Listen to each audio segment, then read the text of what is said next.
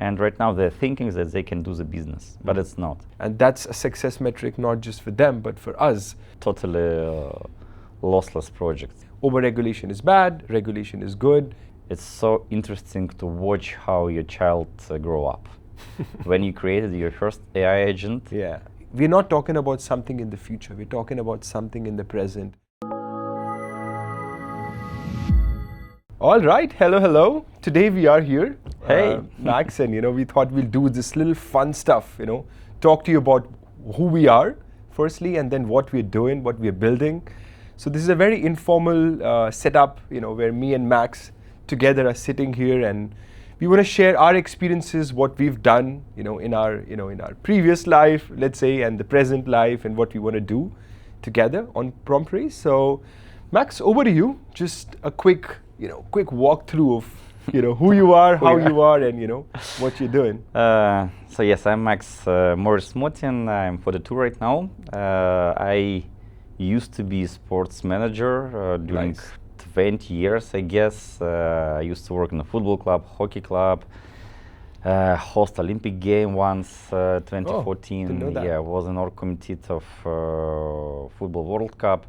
So yeah, my experience from the past, it's mostly the sports experience. Lovely. That's why even when I started to work in crypto, I still thinking that fair play and fair play game, it's most important thing. Yeah. And that's why the word like transparency, like reliables, and etc. It's very important for me. And I try to implement all my knowledges and all my, sports structure, fair play into all my crypto businesses as well. Yeah, so 9 years ago, my friend explained me what does mean Bitcoin, and 9 years ago I bought my first Bitcoins.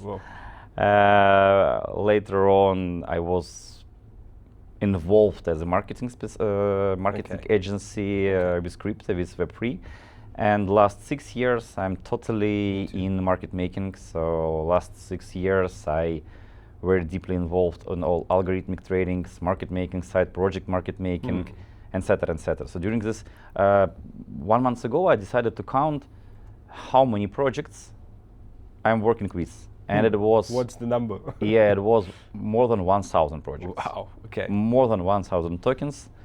I started algos for them. I provide the listing, manage the order book, etc. So, and about the listings, it was more than 500 listings already. That's good.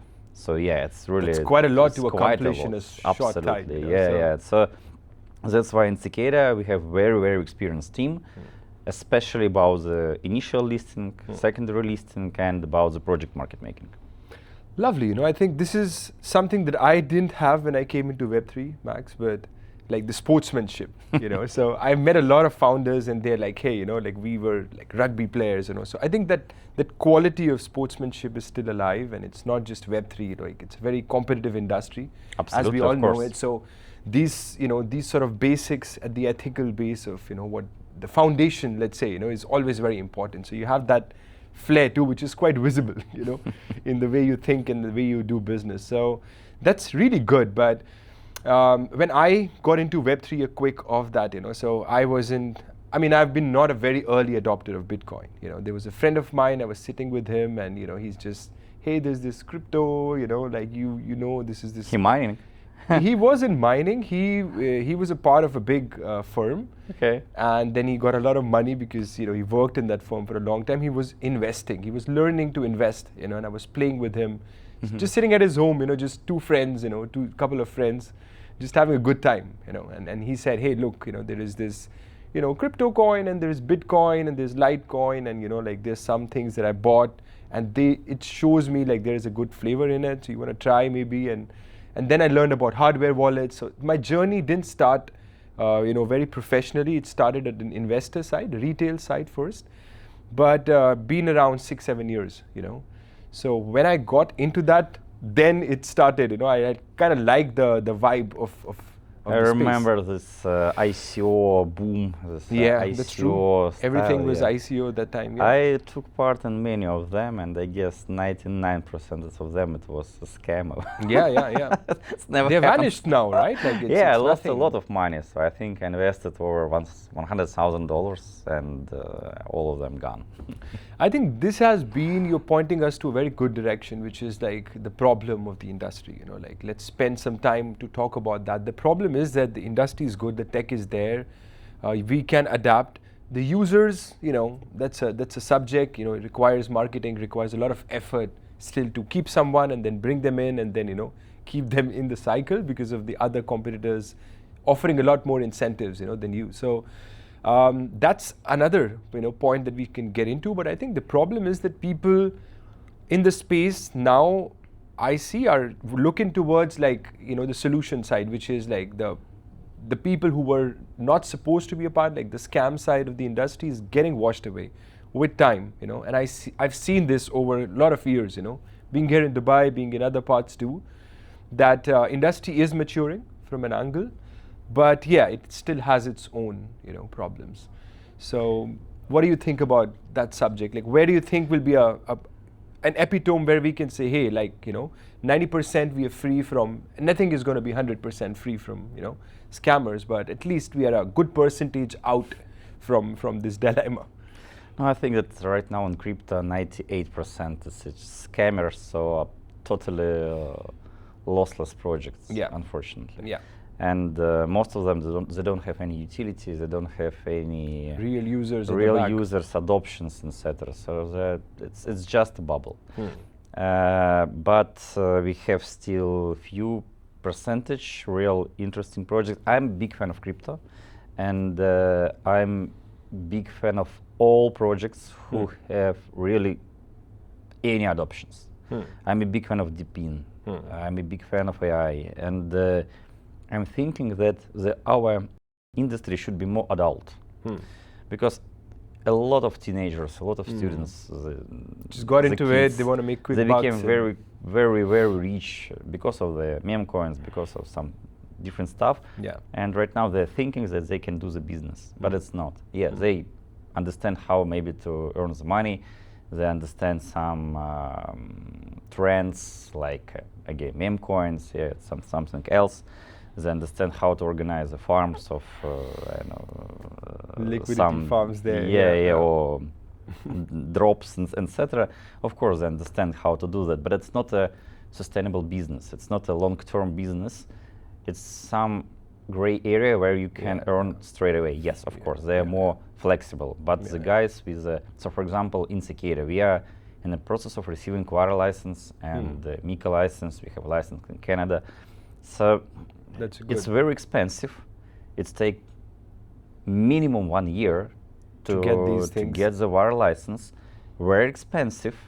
A lot of obligation from our side. So we can do the wash trading. We can do a lot of stuff, which do our competitors who even don't have the name. So but this will separate you out, Max, right? Like over time, if you look, I know it's expensive, not just to get but to maintain these licenses too. It's quite a thing expensive. to do. But we decided to do that because we are in a long term here, and we have market making. It's only one part of our business. We have OTC, off ramp on ramp, the classic one. We are thinking about our neobank.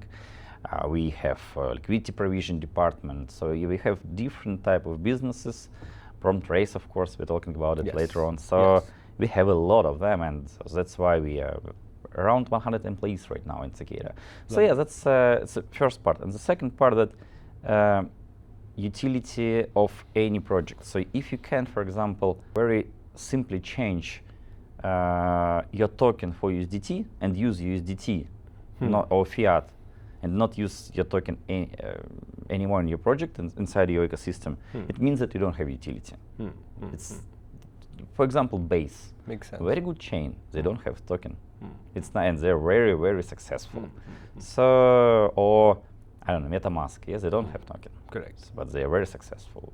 Trust, and so a lot of projects, they don't have tokens, but they have users because they created something useful. Correct. And so, of course, if you understand how to do that, let's go. I personally feel we all started in this because of the belief of, like the freedom, the democratizing of money, not getting banks and, putting But banks for it's the on the unbanked, past, but I think. it changed. It's changed right now. It's regulation. All crypto will be regulated, and all our ideas about a decentralized world has kind of they taken crashed. a back seat. They collapsed. Yeah, I mean, I don't believe it in anymore, unfortunately. Yeah. No, that's true, and I understand why as well, Max, because you've seen you're in the inside the cyclone, right? So you feel, and So even right now, all of us, okay, not all, but 99% of us, we use crypto mostly for any transfers, funds between different jurisdictions. So if you need to pay for someone in India or in US, anywhere, you use crypto, and it's instant, free. it's fast, it's instead free, of using of a bank. because you don't need to bank anymore. Correct. And the bank systems, they can try to manage this option, or they try to be involved. So right now we saw that we think that they try to be involved and also try to open crypto for their customers as well. So. Yeah, I think that'll bring me, I'll take a reverse on what you were speaking about. So what is your personal opinion on regulation in specific? I mean, I feel it's good. That's my personal opinion. I've had a lot of conversations with a lot of different founders here in different parts of the world. People have mixed views on this, and I understand why. The only thing that I don't want the industry to really have is over-regulation, because that will stop everything, Unfortunately, many countries, they don't understand exactly what they want. They want to control, but they still don't understand how it works, and they can't understand how they can control it. So, for example, MiCA regulation. 1.5 years ago, I think that MiCA regulation is very good, very nice. It will help our industry. Right now, I see it's nothing, unfortunately, because hasn't shaped up. Even, for example, they're asking about white paper, MiCA approval white paper for the project, but they even don't compare the real white paper with white paper for MiCA. You can just ask ChatGPT to create a white paper for MiCA regulation, give it for them, and they will approve it.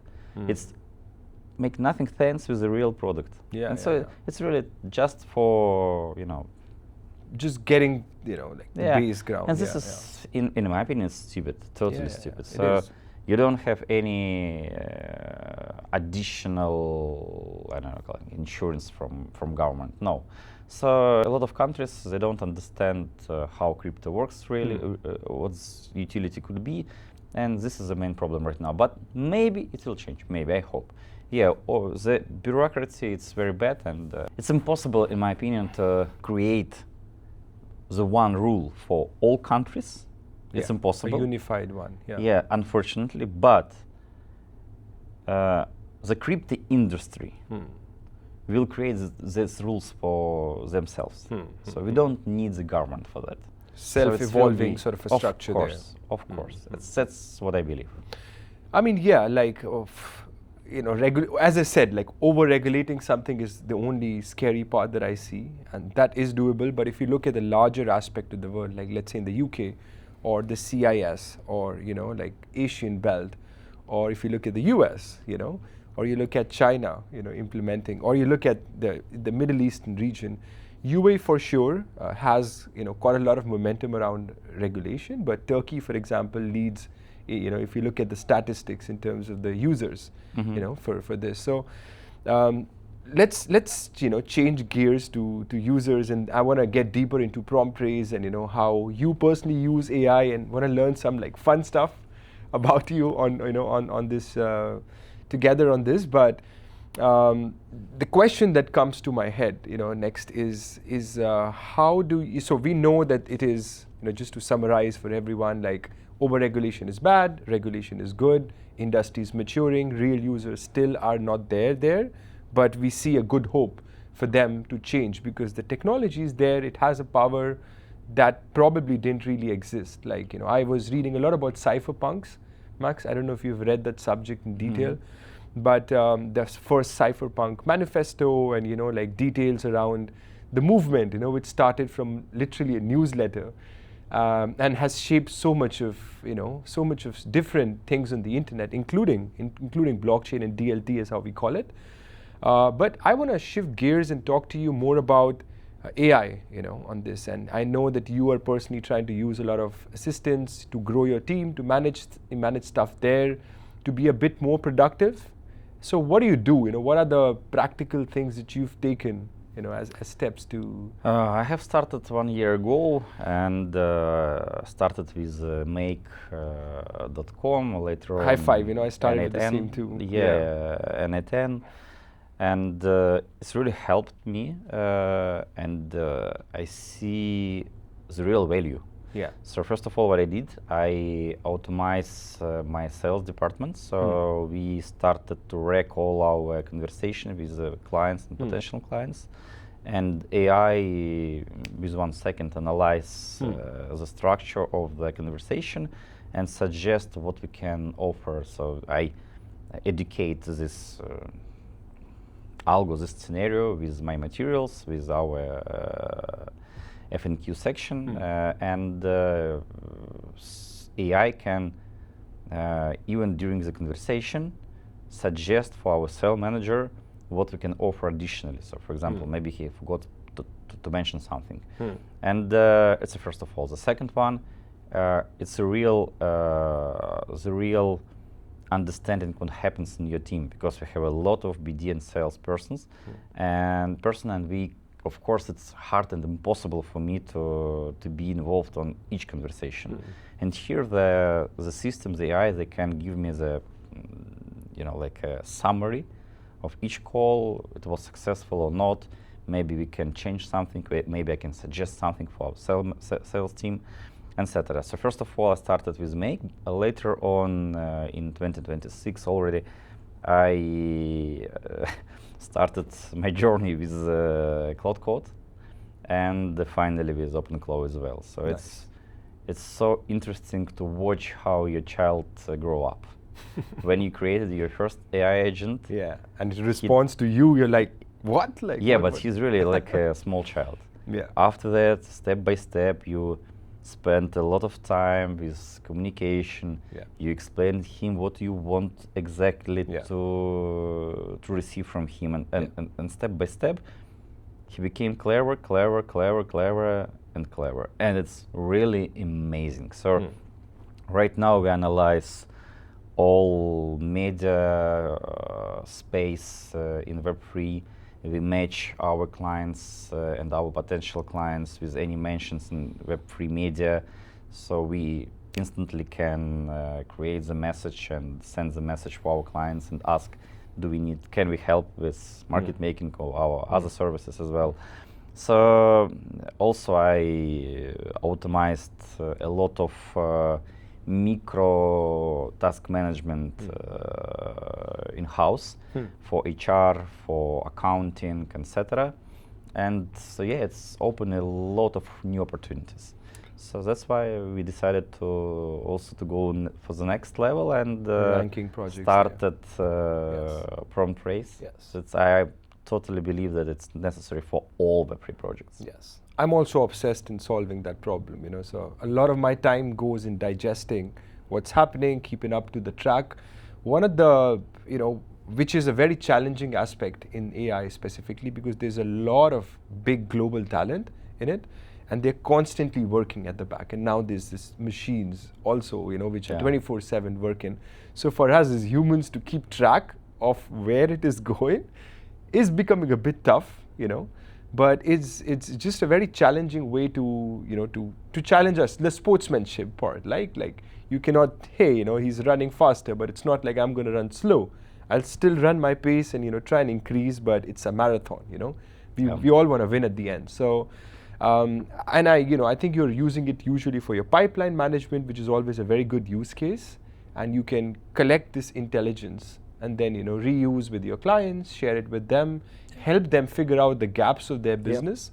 And this is what we want to we together should be solving for with prompt race as well. Like projects, the search has changed, Max, and people, some part of population has realized, because they are using internet in that way. I'm not talking about baby bloomers and the earlier ones, but the mid-sized generation has already and is already using. Like I was coming in the elevator and I saw a guy who was asking ChatGPT with something, and Yeah, so the normal users, they stopped Google anymore. exactly. So the search it's is in the with past. this. Yes. Yeah, if I need something, I open ChatGPT or Claude or Perplexity or Grok, doesn't matter what, DeepSeek one, a lot of LLM models right now, and I simply ask what I want, and I Yes. receive only one answer.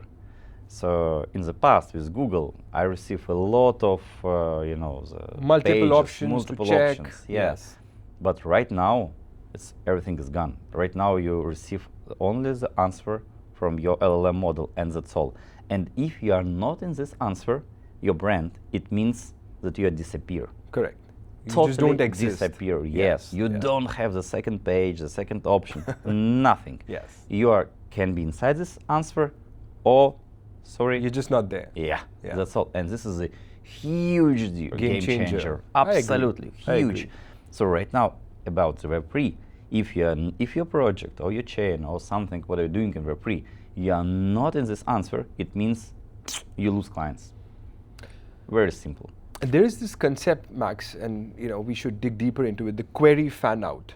It's a concept that very few people know in this space, and I want to talk how it works and explain you. If I can explain it to you, that's then why we're here, because we understand how to increase visibility. So that's why we decided to Correct. organize a prompt praise, because Correct. we understand how to do that. Exactly. How to actually raise these projects in, right? And we want to share this content with everyone so you can also learn, like do your own research on this. But query fan out is a very misunderstood concept at this stage. It is like you give one particular line to an LLM.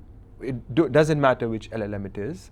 And then it breaks that big one line into smaller, queries itself. And each of those queries are then, used for citations, references. Each LLM has a different, algorithm Logic, at the back. yeah.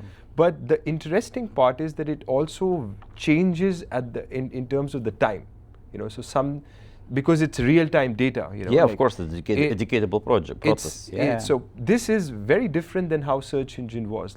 So the search engine hasn't gone and will never be away. SEO is important, but there's a layer that has come, on top, where you need to now not just worry about doing the SEO basics, but you need to worry about your, GEO, AI, SEO, however you want to call it. And we can demystify, one day maybe, to just talk about different types and how this exists. But this is how query fan out works, Max. So you have a big firm, first line prompt that you've given, best market making agencies in Dubai. And then the query fan out algo at the back will break that big line into smaller chunks, saying, in Abu Dhabi, best market making firms in Europe, market making in Web3. Different queries will be done at different times of the day. The result varies, and then the synthesis of all those different sets of queries that are made is provided in form of a single result. So this is a very unique way in how things were. And as machines are getting more intelligent, this is technically the way we think too. So why I'm so obsessed and with this is because it's like learning about the human brain. It doesn't feel like I'm learning about machines. It feels more to me like I'm learning more about myself, more about you, more about my friends, more about my family, more about the brain itself, how our brain works, creating graphs, relating something, forgetting something, and having a persistent memory about something. And but the next big challenge that I've noticed, and I want to know your opinions on this as well, is data. And data is something which is very crucial, which is a very, very important thing, the gold, of the modern world. But with all these advent of things, how are you personally affected? Do you think, data is something that's anyway out in the open? Like, what sort of belief do you have around data when it comes to usage of AI systems, LLMs, or, whatever in broader terms on the internet, Max? No, first of all, I'm very excited, and I like this brain of human brain of LLMs, because they can easily to understand the quality of the content. Correct. So in the past, you can, I don't know, buy some articles and post it Yes. in press release folders for a few $100s, Yes. and it works because SEO optimization will show these articles as a result. as a result, yeah. And it was a bit, like unfair. And right now, LLM, as I understand, Correct. come on, this is a bullshit. This is Correct. the sponsorship article. So this article is not true. LLM can compare the information from all web, from your website, from your socials, etc., and to understand it's real information or it's Not the correct source. not real information. Even it was affected with our company, by the way, with a negative side. So, for example, Cicada as a company started operating since 2021. Cicada as a market-making firm, as a part of Cicada Capital, we started our journey in 2024. And so in different sources, there are different information about Cicada. Correct. And LLM compare that and think something strange. It's not true, so they're liars. And for example, LLM put us down. In terms of the ranking there. Because of that, yes, because of that, because it's not, LLM can't understand what happened. What happens, why 2021 or why 2024. It's our mistake. Okay, it's not mistake. It wasn't mistake. It is the way 1 it year is. ago. Right now it's a new situation in the world, and so right now we need to explain more deeply why we have two different age, like birth of our company, and it's only one example. So a lot of projects they have such situation. I'm more than sure, and so again I'm a graduated as a journalist. I used to work as PR manager as well. So PR marketing and what I like, and especially PR. And PR right now became more and more powerful, especially for LLM optimization, for LLM visibility. So I like it, and again, fair play provides the true information, educate your audience, increase your community, increase your socials, invest not only money, but also the time and your knowledge into your community, and it will help for you to be more visible in the answer of LLM. Yes. And you just touched the subject of data right there. So because your data was scattered, the result is scattered, right? So that's what I tell everyone, your data is your spine. And if your spine is not in the right direction, that you will have, issues as time grows. Totally agree. That's the way it is, but, moving on more to the prompteries aspect, the stuff that we're building on, how I see ourselves as different, and I still want to learn like more with more competitors how they're doing, maybe to collaborate with them, or, maybe to help them too, or maybe to find a way where everybody can grow together on this, because I'm for sure like if people who are genuinely solving a problem, they're just a few, and we are obsessed in doing that. We genuinely want to ensure that projects get on top, and that's a success metric not just for them but for us at the back, because we genuinely feel very happy if we've achieved the result there, and it's doable because we understand the logic. But my question was that how I see ourselves as more different on this is because we don't just figure out and give a rank or an audit report or a score or just some basics of this, but we are actually trying to go deeper and solve and create content around that. Now, a lot of AI slop content exists, Max, as we all know, our social media platforms are facing this issue. Everywhere on the internet, there is this issue of too much content, so there's misinformation and disinformation that is a best friend, to so much of good content that comes up. So how we want to solve it differently, and this is something which was a very unique proposition that you gave as well, because my mind was also a bit stuck on that AI slop, because that's what I could see, and you kind of widen that the screen for me from here to here by saying that Zen, we have token locker, we have actual KOLs, we have actual guys who can then work on this which kind of became a two-layered thing. And this separates us out from most of the projects in the space. So tell us a bit more about this human creation, once we figure out the gaps in these LLMs. I try to combine the different projects what we have, and first of all, we started Token Locker. Token Locker, it's a simple platform for creators, mostly for mini QLs, mini creators, mini influencers. Micro-influencers. And I'm a big fan of especially such kind of creators. And we offer them opportunity to create the content about the project and receive some rewards. And if project became more and more popular, and price maybe goes up or different metrics goes up, in that case they can receive the additional bonuses.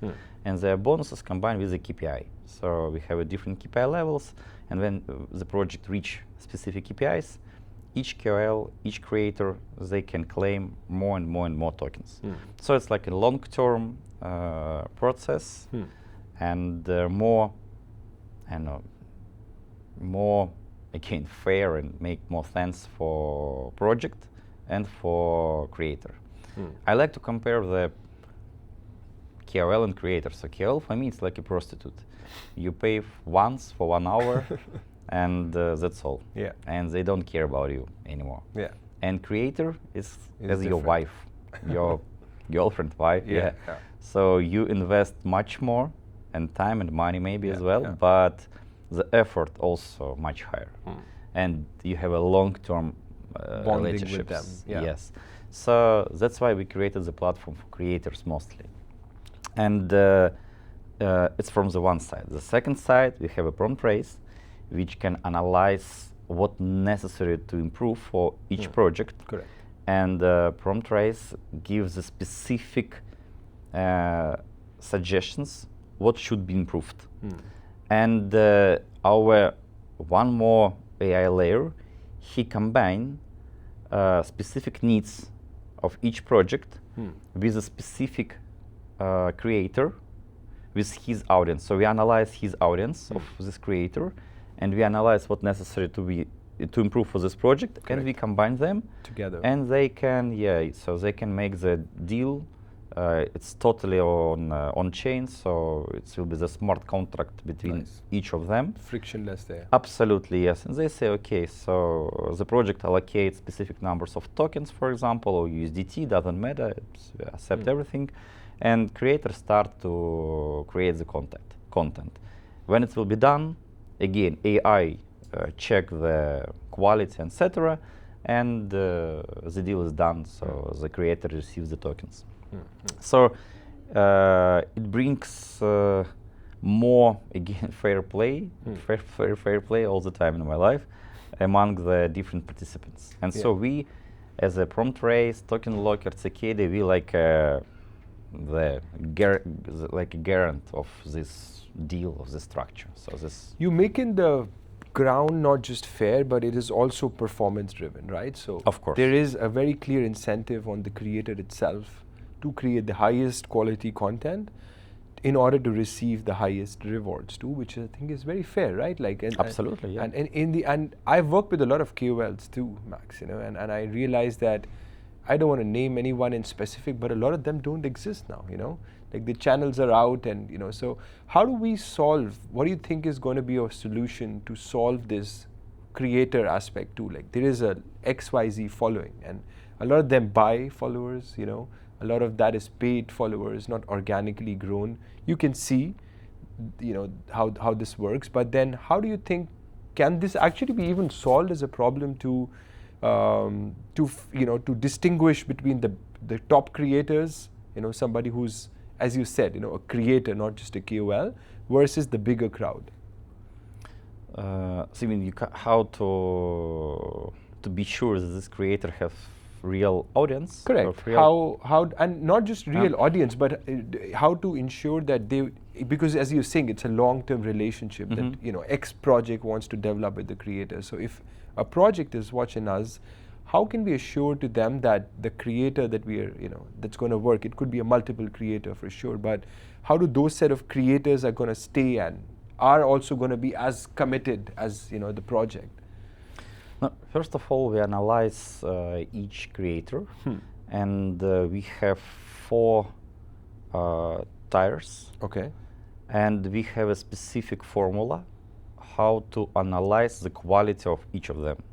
So first of all, we need it's small, not small. It's huge difference between X Twitter creator, for example, or creator on YouTube. Because to create the video content, it's much more expensive and for more time, etc. So it's more complicated. TikTok, Instagram, YouTube, it's the video content. X, Telegram, it's mostly about the text format.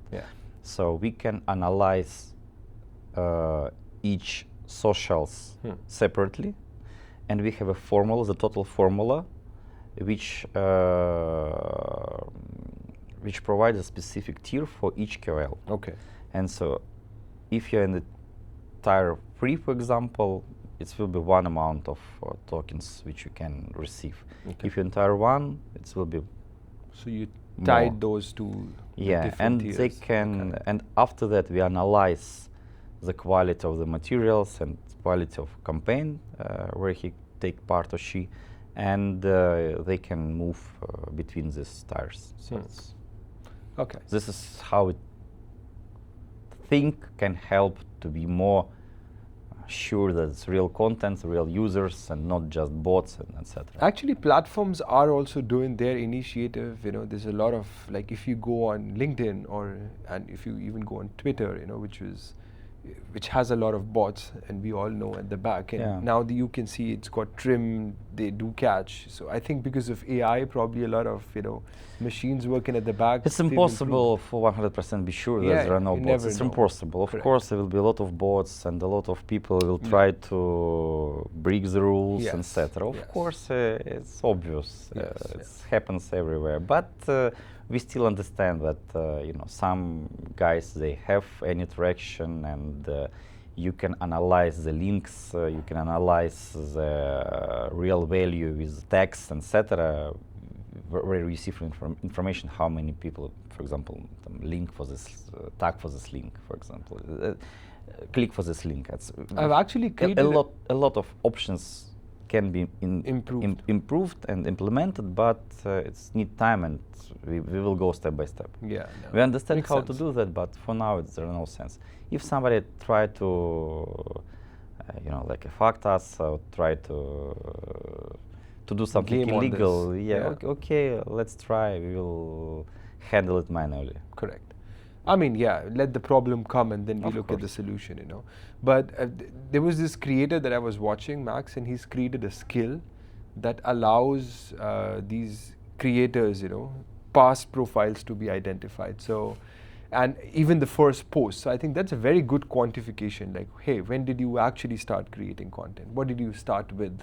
And that, I mean, there's no surety, whether this will continue or not, but at least it gives a sense of the background, that the creator comes from. Because projects, if they're investing in these creators, the ethical responsibility is, for them to deliver, not just that, but look at the long-term relationship. Absolutely, because a piece doesn't really solve, it's a multiple things, multiple releases. As you know, the PR industry, it's never just, you release a PR and you have like, wow, like an amazing effort. It's an iterative task, and you have to put in more effort to it. That's why Reddit, one of the most difficult socials for now, if you want just start to do something there. And they have a very nice moderation rules. It's really a lot of real users there. And it's hard or even sometimes impossible to shilling anything inside the groups. I like Reddit. I use that too, for, as I was saying, like 5+ years now. I don't know how many karmas I've collected there, but quite many. And when I have a question, I usually try to find a group, post it there and then repost to multiple. and genuine people do respond with their own workflows, with their own ideas and stuff like that. And there is a lot of AI moderation that I've seen, and you have those flares that you can choose. And this also has a warming period, So I think Reddit, and it gets highly cited in Google, Max, as we know, right? So because it's highly cited in Google and the EE80 of Google is eating, the synthesis of the content that comes out is also higher in the LLM rankings. So we want to, get more Reddit guys, and we want to solve this puzzle for sure. Yes, that's why right now I always suggesting for all our projects, for CEO, for founders, to be more focusing on Reddit. Yes, it's very important right now. Wikipedia too, a lot of people avoid creating, profiles there because they just don't know. But the indexing of those those files is very strong. So anywhere where you can put a .md, reliable platforms. Correct. All Reddit, Wikipedia, so all reliable content makes sense right now. And but it's very hard to create it. Correct. And it's very hard to generate the real info, I don't know, event or something like about PR communications. Really, very, very hard to create such kind of materials. So that's why it's not only about the money. Again, you have to be interesting for the audience. You have to provide the real, utility for your token, or to have a product, have a project, to show something for your audience. If you can do that, then we can help you on that. No, sorry. yeah, I mean, that's true. Bad news. Yeah, Max, so we were talking about the whole advent of how prompt trace can help, and keeping this in mind, that projects do require, and we have invested a lot of time to figure out the algorithms, how they work, for each LLM. We are now wanting to offer this to others, so I think this is... we started to do it by ourselves, and started doing this for Cicada and for your role of different projects. Yeah, because for me it was I'm a CEO of the company, I'm a co-founder. It's important for me, and I recognize that we have zero visibility. Correct. Zero, totally zero. All LLM systems, a few months ago, they don't know nothing about security. We have a lot of problems, and step by step we improved it. And right now we are in the middle, and I'm more than sure that very soon we will be in a good top position. It's also hard because when you start to invest into make changes, especially for LLM, you need to be you need to understand that it's not a quick because their renew system happens maybe 1 month, 2 months, each 3 months. So even it takes sometimes 1 to 3 months to see the first results. So it's also it depends on the domain authorities are important, and it's not one factor. As I said, this query fan outs. There's a lot of different things intertwined in it. But as I've read more and I've understood how each LLM, and I use almost all the major American and the Chinese LLMs, and you as well. And also I like Claude, for example. Claude is good, and Kimi is also very good. Kimi is also cool. Like Grok, I like more for socials. So that's like my social go-to buddy, and then it has these avatars, that you can interact. Claude, as we know, is the present big daddy at the moment, and which was ChatGPT before. But Google has the data, so Gemini for sure has a very solid foundation at the back. That's why also interesting to watch, to analyze, and to looking for the projects around GPU. Infrastructure. So like a Bittensor, Gonka, and different ones. So it's also interesting industry for me because there are limited capacity of GPU, and AI became more and more popular right now. So we burn a lot of electricity straight away. It's grow rapidly, and so all projects around decentralized GPU power interesting for me, and I personally even invest in a few of them. So I invest in Gonka, for example, some. I even mining Gonka for a bit. Okay. I like it. I was watching the stats on Open Router, Max, like on the subject of models, and I saw, like, of course, OpenClaw has reached, one of the highest SARs on GitHub in the shortest time frame, and uses trillions of token, which is like quite insane if you look. And then there are these coding agents, and then comes Claude. So I think it's very evident if you look at the numbers, if you look at the data, on where this industry is actually going. Like, we're not talking about something in the future, we're talking about something in the present. And because of, let's say, OpenClaw, which has 6 different pieces, I've actually, released a post on LinkedIn before sitting here, and where I talk about these 6 pieces, where you can build your own OpenClaw style architecture yourself. Not that tough to do. It's, Absolutely. it's just that, we have a ready-made product. Some, people prefer that. Some people prefer bare bones. I like bare bones more, but I want to use those products, So I started using it, as a few months back, more than 2 months, I think, back before the flare caught, the fire was caught. And it was solving things, but I identified those problems. Now, I don't have it here, but I can, I'll be happy to show you and others too, the small SBCs that I've accumulated. And these are like sort of assistants personalized to my data, where I have my own, computer running in. It's not in a VPS. It's highly secure. I've connected to a LAN cable. It has a personal hard disk connected, which I can disconnect at time when I don't want the context to go in, and so these sort of things are already here. Like, you could run these assistants not just on, the big servers or the Macs, the Mac Minis, that just got sold out in California. It's too expensive.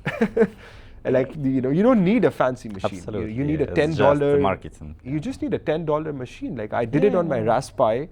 It runs perfectly. I've called it Zena, and it gave me like a morning report of, my to-dos, what I did, a synthesis of what I want, and then it rechecks and recalibrates depending on how I'm interacting with it. So with all these things taking shape, I think where the industry personally is heading is, we will all, one day or the other, have these agentic workflows so deeply integrated into our working style that our productivity levels are just going to rise above and above. But this, at the same time, is creating a big gap in talent. Specifically, you run a big company, like 100 people together. If your talent is not adapting to AI at this stage, the way AI is growing, Max, and because they're not doing anything, it doesn't have to be a very fancy thing. It has to be some. Totally agree with you. Right now, I think that if you don't have such skill, Correct, as a AI, if you don't understand how to use it, it's same like with English. So if you don't speak English or Espanol or Francais or some foreign or Chinese, so your world journey will be harder. Same with AI right now. So if you understand how to implement AI in your business tasks, daily tasks, you will have much more time for anything else. True, and like as I was telling you, like I'm developing my own offline computer, and I've been using SLMs for a long time. Like, people don't understand that edge computing, where you have a small language model, not just a large language model, but small language models are really powerful, like Llama, Quen, so Mistral, so many of them. But these small SLMs are sometimes good enough where you can develop adapters on top of it. It's, it's a bit technical to explain because how it is, but, we can imagine this like, having a base and something on top of it, and the reaction is the overall structure, reacting to your prompt. So it has this power to even work offline. And again, you don't need a very heavy infrastructure, like you just require good cores in your CPU. It doesn't even require a GPU at certain stage because of quantization. But always good to have more, compute than less compute. But yeah, I think, for everyone who's here, like, we just want to leave them with this idea of, where the industry is heading and what they should practically be doing. From my side, it's just 2 major things, that people, whoever is listening to us, like, don't be lost in the slop of AI. We all have been lost somewhere, but get back on your ground and figure out something that you can actually solve today, with spending few tokens, here and there, and spend time wisely, And be sure it's very simple, it's very easy, really. Yes. It's nothing impossible. So it's totally, I'm more than sure that all of us, all our Have that. listeners can do that. Yes. Absolutely. Yes. And, if you're here and if you've been listening to us all this while, please do check out promptraise.com. If you go on promptraise, you can request a free audit. At this point, we just kept it subsidized. There is a cost at the back, but we're subsidizing that cost for you. Request an audit, see how you look in these LLMs. And if you think, we are providing you the gaps. So now it's up to you whether you want to fill those gaps or leave them. If you wouldn't do it, your competitors will anyway do it. So after time, the time frame, as I was talking, is going to rise, going to get bigger and bigger, and things will fade. So anyone who's here, get an audit done. And Max, thank you for coming by. Thank you for interesting conversation. Having this talk, and while we end, like we were talking in while having a coffee about music, right? So yeah, you're a big fan of electronic, is that? Yeah, I like Artbat, I like Black Coffee, DJ Koroleva. So yeah, I'm a big fan of electronic music. Awesome. I mean, music is a very, how do you say it? It doesn't have a language. Absolutely. It's a central ground for anyone to connect on, and it makes us more live. It is something that is always good to. I've been in Tomorrowland Festival. Oh, lovely. Belgium one, the Boom. In Belgium, yeah, and even in Winter Tomorrowland in Alpe d'Huez in France. So yeah, it's one of the best time in my life. I went to Palma de Mallorca, the backside of Ibiza, when the fests were happening, and I interacted with a lot of musicians there because they perform in Ibiza, but they stay in Palma, because Palma is just a boat ride away. So I had I met some good, interesting artists. I remember during my college, I had called Edward Maya, to. There's this very famous, maybe I hear about it. Yeah, if you listen to the music, sure, you'll know, and that was a guy that we got down to a university. I was 18 back then. Okay. Max, 35 now.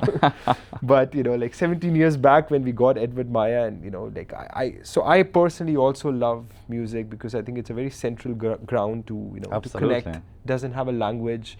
This is where AI is, this is where, I see the future of everybody in a globally connected world where anything that happens at one part affects the other. Like the butterfly effect is how we call it is very true. Yeah, but music is something unique. And I'm like not only electronic music. I danced salsa and bachata for 20 years. Oh, already. nice. So yeah, I like Latin music, electronic music, rock, so all type of. But electronic, it's help me with my working process. I like listening when I'm working. Yeah, I mean, for different people, different, like in our, back when I was growing up in India, we had like, very slow classical form of music. Indian one, like Bollywood. Bollywood came music. later, man, it was the classical, classical foundation. And then because of the advent of, Bollywood becoming so famous, there's a lot of Bollywood songs and dance and, that kind of stuff. And now, of course, electronic and, so many other genres took over. But I love when it is, personally for me, the music when it doesn't have a lot of words and, it's like just the music in itself, like some artists, that I've really enjoyed, like there's this instrument called banjo that, a very good artist has made. And when he plays that, there's just, he doesn't speak, he's just playing his instrument. And so there's so many creators, so many artists who founded, created their own sort of instruments that are very unique. We need to organize a side event during the next DEF Connect, which will be in India. Oh, nice. So yeah, DEF Connect will be on October or November 2026. Okay, November. I think November, yeah. So we need to organize a side event, music side event. We could think of something unique, like something very, binding to the culture itself. Why not? Cool, Max, thank you. Some spicy side event. Oh yeah. Awesome, man. Thank you once again. Thank you, let's shape up the industry, guys. Watch out, and we'll be here to share more updates. Thank you for listening to us.